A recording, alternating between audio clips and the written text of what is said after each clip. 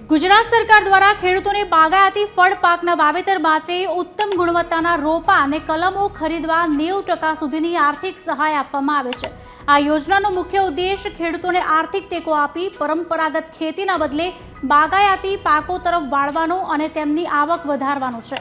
ગુજરાતના તમામ ખેડૂતો આ લાભ લઈ શકે છે, જેમાં સામાન્ય વર્ગને સામાન્ય રીતે 75% સુધી અને SC/ST વર્ગના ખેડૂતોને મહત્તમ 90% સુધીની સહાય મળવાપાત્ર છે। સરકાર દ્વારા નક્કી કરેલા એકમ ખર્ચના આધારે ખારેક માટે 1,25,000 રૂપિયા સુધીના 90%, જ્યારે લીંબુ, જામફળ અને આંબા જેવા અન્ય ફળો તથા ડ્રેગન ફ્રૂટ માટે 75% થી 90% સુધીની સહાય મળવાપાત્ર છે। અરજી માટે જમીનના ઉતારા એટલે કે 7, 12 અને 8, આધાર કાર્ડ, બેંક પાસબુક, ચેક અને રોપા ખરીદીનું અસલી GST બિલ જરૂરી છે।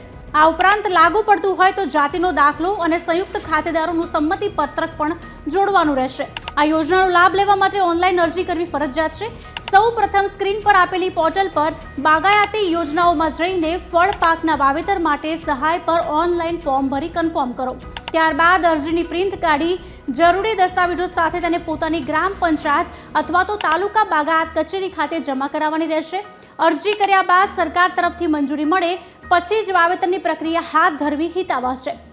એટલે આ વિડીયોને બને એટલો શેર કરો, જેથી ગુજરાતના વધુમાં વધુ ખેડૂતો આ યોજનાનો લાભ લઈ શકે અને પોતાની આવકમાં વધારો કરી શકે।